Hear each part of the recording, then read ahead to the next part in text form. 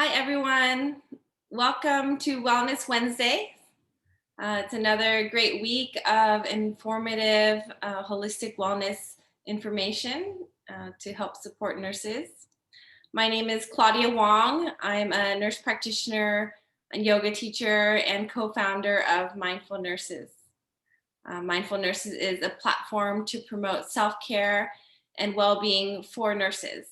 So we've dedicated each Wednesday to a Wellness Wednesday session where each week we have either a holistic wellness practice or talk to inspire and to promote wellness for nurses. So this is for our fellow nurses out there specifically, but it's also great advice for everyone.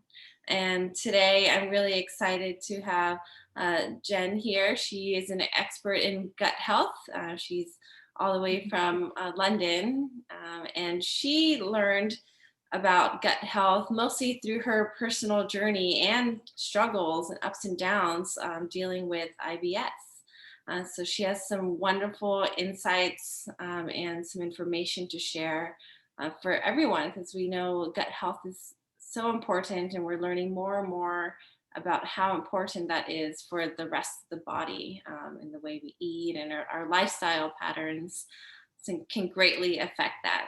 So I know, sometimes nurses aren't the best at maintaining their nutrition and gut health. They're always, doing so much for others, maybe running around on the hospital floor or not eating for long periods of time or eating junk food, things like that. But that can really affect a cycle of well-being. So I'm really glad, excited that Jen is here to talk about that. So welcome, Jen. Thank you. Hello. Thanks for having me today. Thank you. If you can start off a little bit more about yourself and your journey. Yeah. Okay. Hi, everyone. So my name's Jennifer, and I'm a registered nurse here in the UK. I work for the NHS, which stands for the National Health Service. And so I work in the hospital, and my field involves pre-assessment. So what I generally do is we pre-assess patients, and we assess if they're fit for their surgeries. So that involves part of health promotion and also encouraging the patients to, educate them in terms of wellness as well. So I play my part as well in that field of nursing. I can just start on my journey. Should I start on my journey? Sure, yeah. How everything started, yeah. So my journey began, I'll say about 4 years ago now, where I realized that my IBS was getting out of hand. I was working days, didn't do nights. I was working long days and, my IBS was just getting out of control, where I thought, there's so much pain in my abdomen, and where is this coming from? And my anxiety was increasing, and I just wasn't, mindful that, all this was triggered by my gut and my mind, and the gut is connected to the mind. The gut is connected to the whole body. So looking back on those years, my mum advised me, so this is how it started. My mum advised me, why don't you go to your GP? There must be something wrong, because you keep experiencing these pains in your abdomen. And, every time you come from work, you're so tired. So obviously that was me being burnt out and, not being mindful of putting myself first. So I said, okay, I'll do that. So I went to my GP, and unfortunately, he diagnosed me of IBS. IBS is irritable bowel syndrome. And this is when the bowels become irritated, and this is caused by lifestyle. So lifestyle could be from stress related, it could be from your diet, it could be from so many factors. So my GP said this could be IBS, and it can be treated. He can give you medication. So he gave me some medication to take with me, And he also said it could be your lifestyle, you know, stress related, you know, overworking and things like that. So, okay, I'll take that into consideration. I'll take the medication as well. So moving forward, I started on taking the medication, and I just thought, oh gosh, I can't really, you know, rely on this every time. So because I was getting side effects, obviously everything has side effects. So I just thought, okay, maybe I can do a bit of research and look into it, ask a few people. So after doing my research, digging deep and just, you know, doing so much investigations and things like that, I realized that maybe I can take control of this. Maybe it's not just because of this or because of that. So I stopped finding reasons and just thought, okay, put yourself first, Jennifer, and find out what is the cause and why this is happening. So after digging deep, I just realized that, okay, I'll give this a go and see what happens. So that's when I went into the holistic field, and I've never gone back. It's just an amazing thing, and I absolutely love it. And this is where I encourage my patients as well. So from then, I realized that things began to change in terms of my anxiety. That became to, I began to take control of it. You know, it wasn't that my anxiety taking control of me. I began to take control of my mind, my inner self, and everything, and putting myself first, like I said. So moving forward, going to work, I just realized that, you know, I need to remember and remind myself that, okay, Jennifer, you're going to work. So everything was from the mind. So I realized that it's a thing where it's a mindset, and you need to think of things, I don't know how to put it, but everything is from the mindset, basically. So I'll go to work and I just think, okay, Jennifer, breathe in, breathe out. You know, I did my meditation in the morning, but now I tend to do it in the evening. So because I find that I have more time in the evening for doing that. So I started off meditating in the morning, going to work and just, you know, waking up early and having the time, because I found that I was just rushing so much. And when I got to work, I was just more anxious and just, you know, going to the patient, oh, the medications, I'm running late. So I found that also organizing yourself is key. So, you know, I woke up even earlier to go to work, and I done my meditation, went to work, had all the preparations with me, because sometimes I wouldn't even take lunch to work, nothing. I would just go to work. Oh, I just grab anything that was just in the shop and just binge on it and just eat quickly.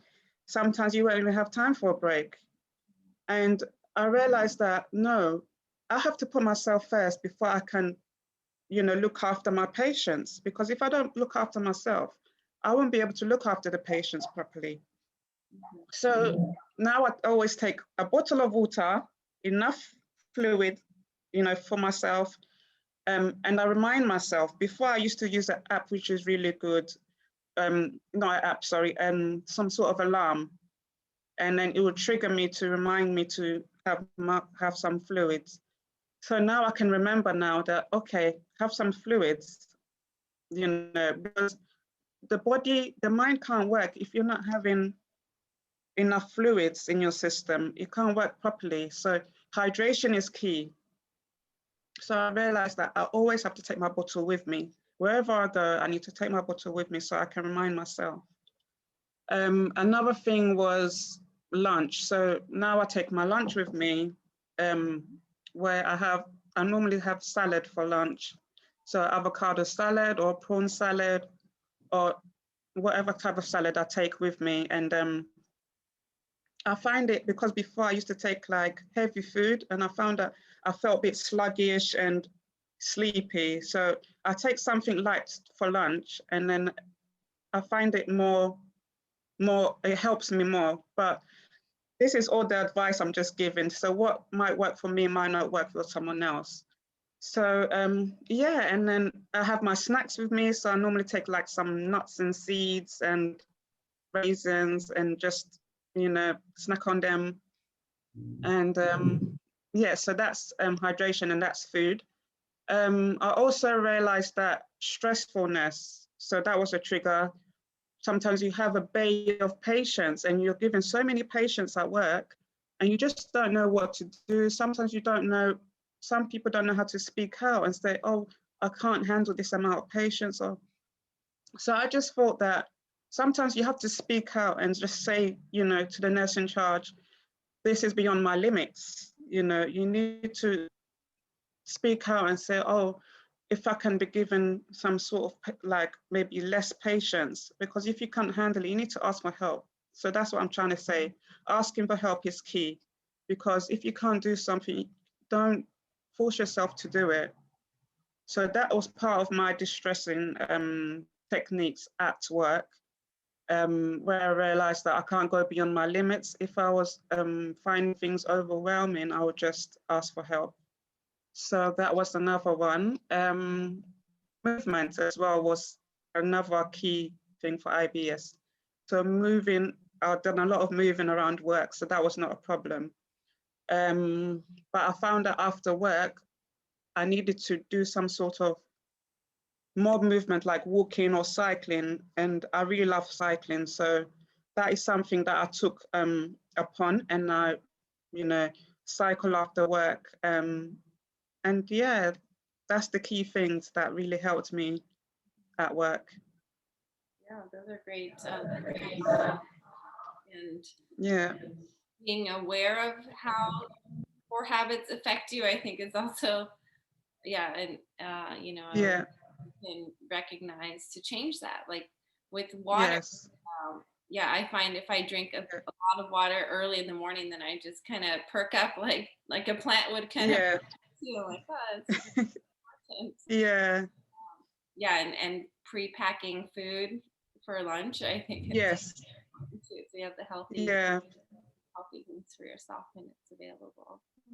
absolutely, yeah.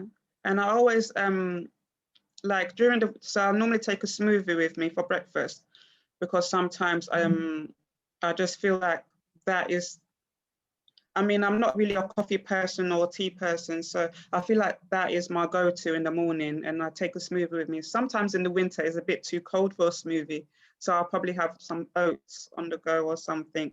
But yeah, so I really found that was my go-to in the morning as well. Yeah, that's good. Yeah. And you have some information, some other information you want to share with the group?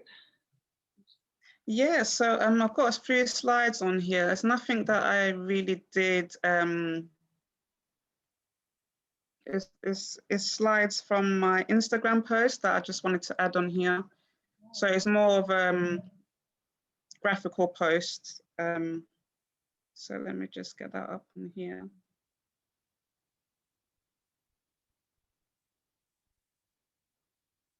Just got that.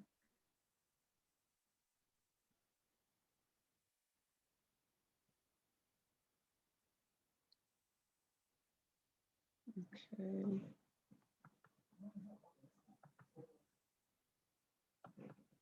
Can you see it?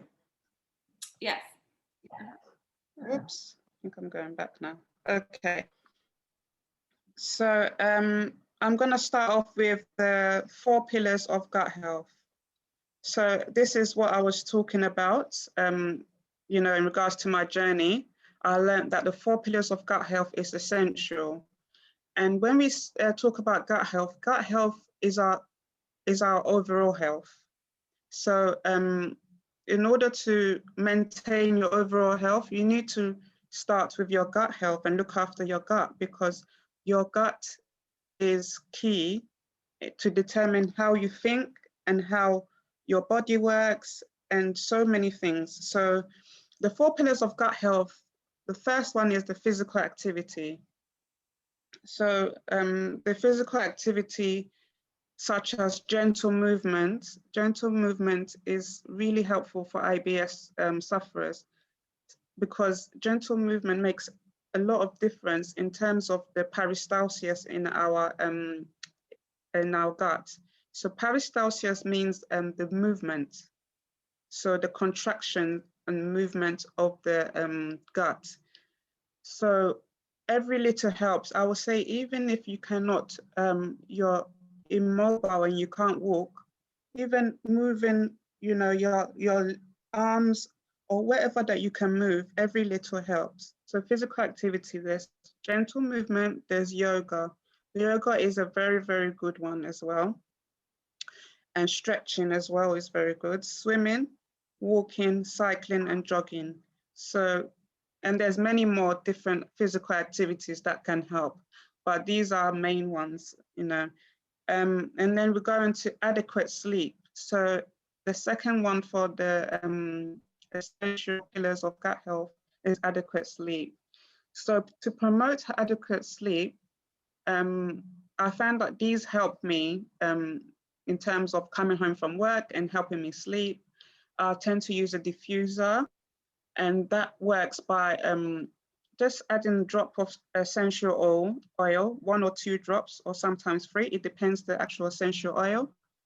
And it just diffuses the room, and it just, you know, the sense of the oil, when you breathe it in, it just makes so much difference. It's really, really good for even stress and anxiety. I use it a lot when I come home from work. I use the lavender, the yang yang, and I find it really, really, really helps me, and it helps my sleep. And also having a salt bath is really, really helpful as well. So, you know, having a salt bath is really good because it helps with the circulation, and it also relaxes the muscles. So I find that really, really therapeutic for me as well. Avoiding food, you know, 3 hours prior to sleeping is really, really important, because when we go to sleep, our bodies is trying to, you know, detox everything and just, you know, filter everything. So we need to take that into account, not eating right before bed, because our organs as well is playing a part in everything. So avoiding food is key as well before 3 hours prior, 2 to 3 hours prior to sleep. Relaxation techniques, there's so many, vast majority of relaxation techniques. One of my main ones is meditation, and yoga is another one that I'm also coming into, and I really, really love it. So yes, so meditation can be a key thing for relaxation techniques, stretching, all sorts of different things. Herbal tea is really, really handy as well. So before bed, you can have a herbal tea. I find that chamomile tea is really, really helpful for anxiety and stress. And that plays an important role in that. So yeah, I find that helpful as well. Nutrition is another, that's the third pillar of gut health. Nutrition plays a very important part, because as they say, you are what you eat. So, you know, what you take in determines on how you feel, and, you know, so on and so forth. So eating the rainbow, I mean, fill your plate with colorful foods, you know, because there's all different meanings why these foods have colors. So the phytonutrients in these foods determine the colors. So there's a color for an apple, there's a color for banana, and there's reasons for this. So that's why they say eat, because they all have different reasons, and they all play different roles for the body and give the body different minerals and nutrients. So eat the rainbow, whole foods, so eating wholesome foods, grains, legumes, so many foods that you can eat that play an important role in the gut. I mean, the gut microbe is so important, you know, because the bacteria in the gut needs to be balanced. So eating wholesome foods is very, very key. Hydration plays an important part as well. So like I said before, you know, drinking plenty of fluids is very, very key. Mindful eating. So yes, you can eat the nutritional food, but you need to be mindful when you're eating as well. So mindful eating in terms of the five senses. So we've got the hearing. So when you're cooking the food or when you're sitting down eating, what can you hear? You know, just being present in that moment is so important. So the hearing, and then you've got the sight. What can you see in the food? Can you see the colors? Does it look nice? Does it look appealing? Does it not look appealing? And then you've got the smell. Does it nice? You know, the next one is the touch. How does it feel when you're feeling the food, or, you know, how does it feel, the texture? Does it feel nice, you know, crunchy, hard, soft? And then you've got the taste. That's the main one, the taste. Does the food taste nice? Does it not taste nice? Why does it taste like this? So we need to be mindful. Another thing is, I've learned on my journey is not to, you know, look at gadgets or watch the TV. Just try and be mindful and just be present in that moment. It's just so important, and being grateful for the food. So that's another thing. 30 or more plant-based foods a week. So that's something that we need to try and maintain, because plant-based foods is so essential in digestion. It helps so much with the gut microbes and, you know, prebiotics, probiotics. This is what the gut wants, and the gut becomes so happy when it gets all these nutrients, you know. So and then the healthy oils is such as, we've got the coconut oil, we've got the olive oil, we've got avocado oil, so many healthy oils that we can put into our meals. Right. Yeah. And these are, these are answered. I'm sorry, I was going to say, I've been also, cooking with avocado oil and coconut oil. But then, olive oil, you can't heat up too much. That's right, yes. To like sprinkle on salads or something like that. Yeah, that's exactly, yeah. I was going to say that, yes. So olive oil sprinkle on salad, but the other oils. So these are unsaturated fats, and that's what we need. You know, the unhealthy oils are no, and they do not do any good for us. So that is my advice, that to stick with healthy oils, to reduce your mucus production. Healthy oils are best, because we do not want any mucus to build up in our body, because that causes inflammation of the body. So that's for nutrition. Then we go to mindfulness. Mindfulness is really helpful in terms of IBS and anxiety, because I find that it really helps me to become present in my moment. And being present is such a key to life. You know, we need to be grateful for life and just, you know, be present at that moment and live life in that moment. I know it's hard to say, but I know it's easy to say, but, you know, trying to forget the past and just being present in the moment is just something that is so amazing. So yeah, in terms of meditation, mindfulness, meditation, taking a break. I mean, we all need to take a break in life. That's why we have breaks even at work. We go on annual leave because we need a break. So taking a break from life, and, you know, I mean, our daily life at work and stuff is very important. Breathwork is key. That is one thing that has really helped me, is breathwork. I find that breathwork, I sort of feel in control of myself. I mean, when I feel like my anxiety is triggering, or, you know, stressfulness at work, I just go to, you don't even need to go into the corner in a toilet or a break room. You can do breath work, even when you're just anywhere, you can do breath work. just take a deep breath in and take a deep breath out. It's just you being present. And your body loves it. Your body loves this. You know, so this is all about communicating with ourselves, our body, our inner selves. It's so important. Journaling is another good thing because it's all about reflecting and taking a bath, therapy. There's all different types of therapies, vast numbers of therapies. Walking in nature is really, really good, especially during lockdown.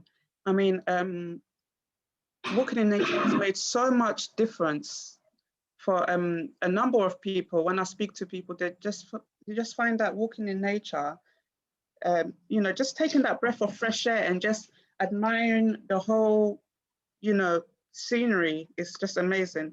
Practicing gratitude is so important, and that's one thing I love. I just love being grateful for everything in life, and I find that that's something that has really helped me, and just keep being positive and keeping up the positive vibes, you know. So that's that. This is again some things that have helped me in terms of sleeping, helped me with my sleeping pattern, because you know, 4 years back I never knew any of these, that this can help me with sleep. There's different types of things that can help you sleep. I didn't know any of this. So this is something that I've learned through my journey. And then there's some more here. This is something that also I've learned, that to, you know, instead of having this side of things, you can have this side. So white bread, I tend to, I've realized that it causes inflammation. According to research, white bread can cause inflammation. So having like a rye sourdough bread is got more of the microbes in there. So carbonated drinks as well. You can have fresh juice instead of that, because carbonated it increases the gas in your stomach. So you become more bloated, and having a fresh juice, just more subtle. And then we've got white rice. You can have brown rice instead, or grains like quinoa, bulgur wheat. Then canned fruits. We've got fresh fruits. You can have fresh fruit instead, or frozen fruit. Sweets, you can also have dark chocolate instead, dark chocolate or raisins, or even different snacks like popcorn. There's all different types of things you can have. And so this is mindful. I just wanted to comment on the fruits, like on dried raisins. It's also important to keep in mind that even though they're like a lot smaller and they're dehydrated, just also think of it as having the whole entire fruit in that amount. Yes. Yes, exactly.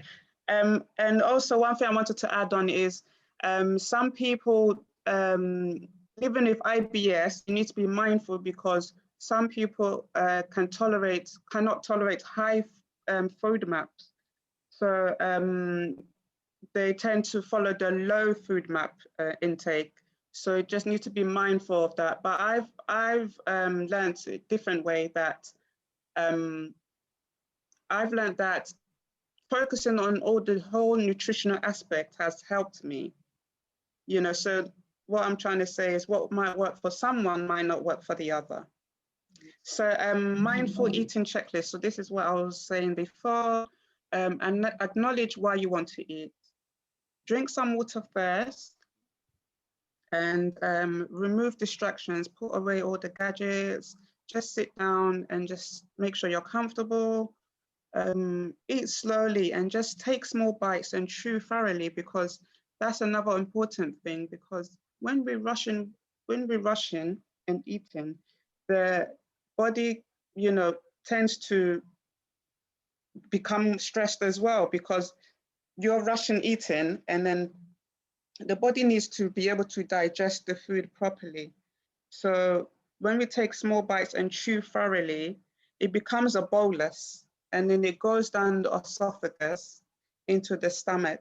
And then the stomach then now needs to digest that and then transfers it all to the intestine and the liver. So we need to be mindful of that as well. Giving thanks and gratitude for the food is another one.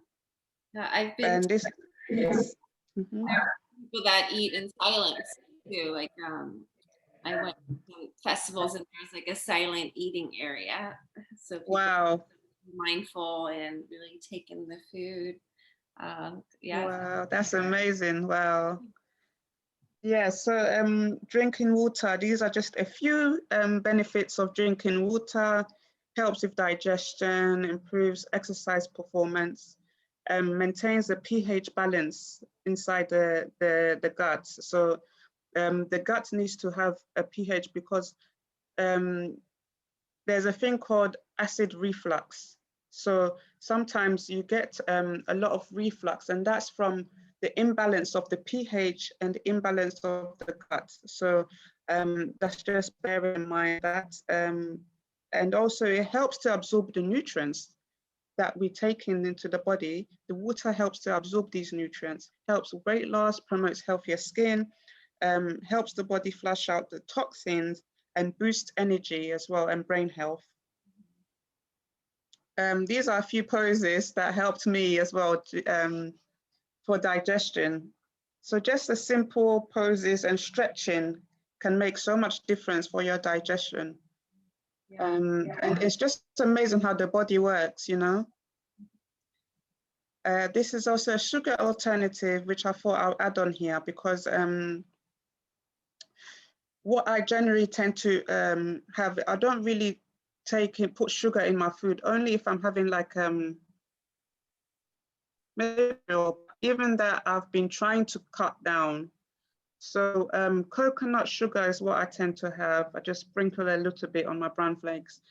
So these are healthy sugars, alternatives. Mm-hmm. Yeah, having alternatives is great also, but your body, you're also getting used to the sweetness too if you have a lot of these alternative sugars too.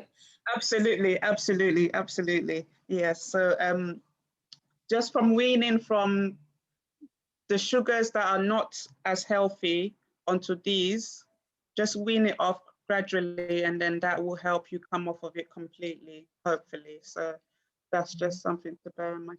The gut-brain connection is so important because, like I said, what you're eating can affect the way you think. So the gut is connected to the brain because of it goes through the vagus nerve. The vagus nerve is one of the longest nerves in the body. And what it does is they communicate with each other. And I must say, everything in the body communicates with each other anyway. So the gut-brain connection is so vital because it promotes the serotonin, you know. So if we eat good food, it promotes you to be in a good mood. And that's evidence-based, and even from my point of view as well, I've realized that eating good food promotes good mood. So here it says approximately 90% of the body's serotonin is produced in the gut, and that is a lot. Yeah. That is really, really high, 90%. So you can imagine, if you're eating the good food, that promotes you to be happy, you know. So it's a really good scientific research here. And so we've got the rest and digest system, you know, the parasympathetic nervous system that acts upon that as well. And moving on here, we've got the ideal poop and the not ideal poop. So we're just going to talk about pooping at the moment. So here on the left, we've got the ideal poop. So ideal poop is ideally easy to pass, and ideally 1 to 3 times a day is ideal as well. And whenever you're wiping, it should be clean to wipe. Sorry, I might. Oh, no. Is it okay to talk? Yeah. Okay. Talking about this too. So. Yes. I mean, it's a lot of, yeah, it's important, yeah. So, and then it should be a smooth formed sausage, no rough edges or blood or mucus or anything, forming from that. And it should really sink into the loo, because if it's floating, it's just an indication that there's too much saturated fat that's been taken in. So it just means that there's a lot of fat that's been inside the body that the body, so if it's the feces sinks in, that's a good sign. And mild odor is a good sign. And then we move on to the right side, which is not ideal. So if it's painful and hard to pass, that's a sign that something's not right, and you may be constipated and the gut is not really happy. So that's another point there. Missing days on opening your bowels is another thing. So you must take into account, maybe you need more, because I used to think, oh gosh, my IBS, I haven't gone for about 2-3 days. And this is how I used to feel. 2-3 days I wouldn't go in, and what's happening, blah, blah, blah. But I wasn't mindful that, oh, this could be the problem, or this could be the problem, maybe stress related, maybe what I'm eating, maybe I'm not having enough of this, not enough fiber, salt fiber, or enough fluids, So that's taken into account. That is messy when you wipe. Maybe you haven't opened the bowels fully. That's why it's messy. Is it formed, small pellets? Is there all different kinds of things, mucus? And that could be an indication if there's any mucus and blood that you're having regularly, just to visit your doctor. Floating in the loo, that's like I said before, and very strong odor. So all these are taken into account. Why you may be constipated. So like I said, could it be stress? Could it be from lack of fiber? Are you eating too much saturated food? Not having enough fluids? Not moving your body enough? Or sometimes it could be from medications, could be a side effect as well. So that's another thing. Does gut health affect the skin? And my answer to that is yes. So the skin is a mirror of what is going on in our gut. So the skin is the largest organ in the body. And that's basically a mirror of what is happening inside of us. So I've just done a little diagram here. And research has showed that there's some parts of the faces that, shows that maybe this is not right with this organ. So that's just something I just wanted to show there. That's interesting. That's kind of like yeah, like pressure in like the foot. There's different places in the body that's yes. in the one for the skin, and like the yes, forehead, liver. Yeah, and one thing I used to experience was hives. So I used to get really like itching and like rashes on my elbows, and I just didn't know why. But as time went on, I realized that, because I stopped dairy, so my dairy intake reduced, and I realized that I was allergic to dairy. So that could have been a reason why. So sometimes the body tells us things, and we need to listen to our body that, this is something is not right. Maybe check why it is. So yeah, the reason for that was my allergy to dairy. Okay, so moving on, holistic wellness. I think we're almost there. Holistic wellness, we got different types. So we've got the physical aspect, we've got the emotional aspect, intellectual, spiritual, social, occupational, environmental, and financial. So these are all just a brief explanation of all of those, as you can see here. Okay. So all these here. And then I think last but not least here, we have just a brief explanation of food is medicine. Movement is medicine, laughter is medicine, gratitude is medicine, therapy is medicine, rest is medicine, nature is medicine, and love is medicine. Thank you. Thank you, Jennifer. So that's just, yeah. Yeah, absolutely true. All of those things are medicine. If medicine is something that you take to make you feel good, all those Yes. things are there and available. Yes, exactly. Yeah. I wanted to ask you actually, do you take any probiotics or do you? Yes. Yep. I take probiotics. I always have my probiotics. I also got supplements that I always take, which is very, very essential for the gut. So we need to maintain the prebiotic and the probiotic intake, and that's something that I find very important. Mm-hmm. Right. And yeah, probiotics, it can be found in like a lot of vegetables have the food for the microbes in our stomach. Yes, so we need all of those. You can find a probiotic in so much things. You got the kabocha, you got the even pickles. Pickles are probiotics. You got yogurts that have the bacteria, living organisms in it that the gut needs.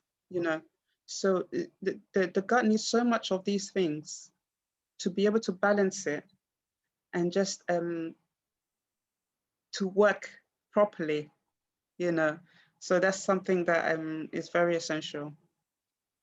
And there's actually more microbes in our body than human cells in our body, I've learned. Absolutely, there's trillions, trillions of, honestly.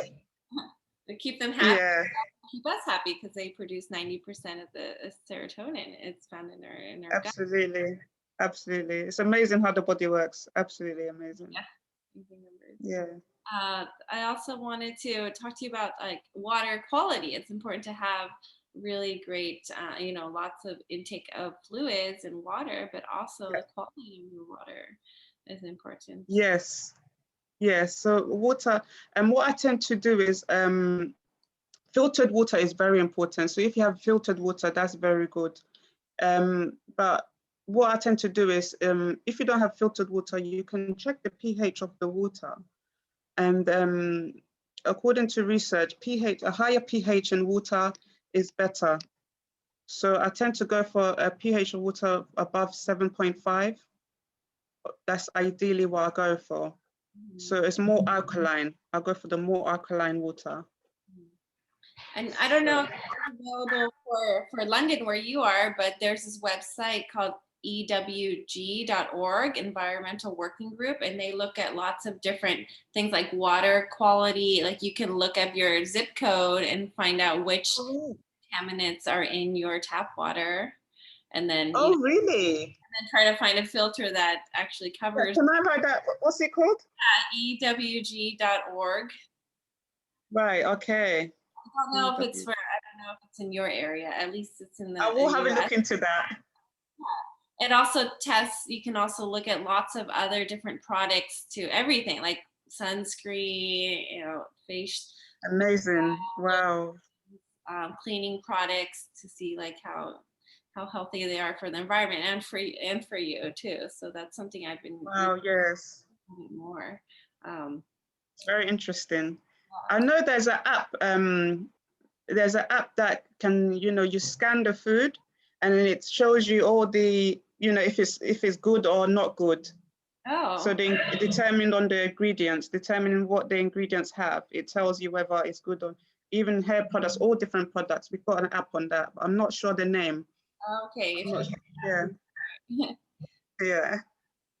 And then I also wanted to comment on, well, you mentioned the dairy was something that was causing like, information that you wasn't agreeing with you, but also there's, well, gluten can also cause a lot of inflammation in a lot of people, not just, possibly not just people with celiac disease. Yeah. So that's, I think, to try if you're having a lot of, see what happens if you eliminate. Absolutely. Absolutely. That's a very key point. Yes. But yeah, I think that's, gut health, it's it's a very holistic approach to It it. is. It's very much is. It is. It Yeah. is. And I'm still on this learning, I'm still learning, and it's just amazing. I mean, I love this journey.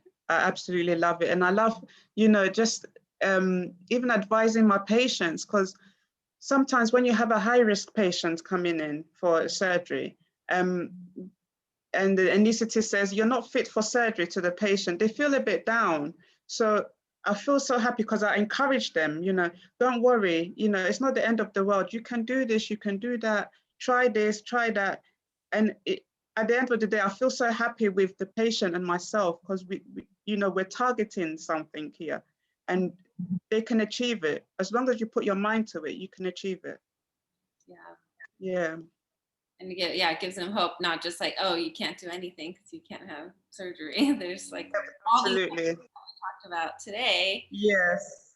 lots of things, but yeah. Yeah. Yeah. I mean, talking about the Epsom baths, it sounds amazing to implement. Oh, yes. Oh, yeah, I absolutely I love my baths. Do you use any specific?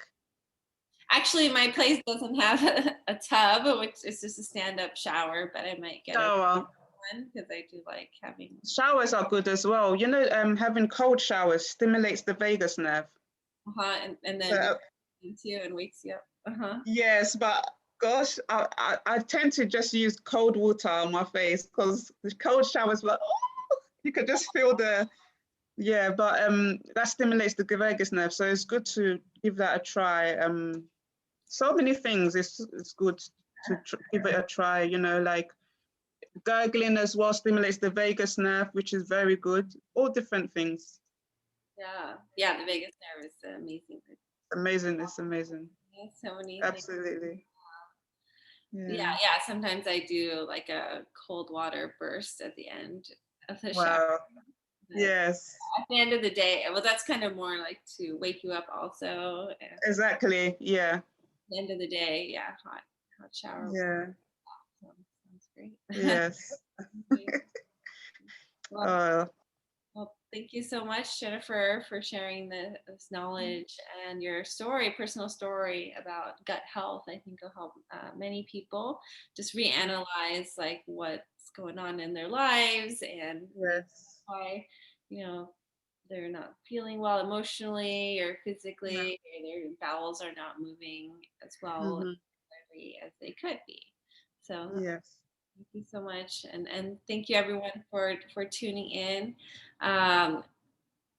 Jennifer's information's on our website and our social media if you want to reach out and have any questions. And stay tuned. We have, every Wednesday we have Wellness Wednesday session where you can learn different, inspiring talk about different holistic health topic, or do a specific practice like a mindfulness practice, yoga, meditation, sound healing, things like that. So stay tuned. Our schedules on our website, mindfulnurses.com. Thank you. Take care, everyone. Thank you for having me. Thank you. Bye.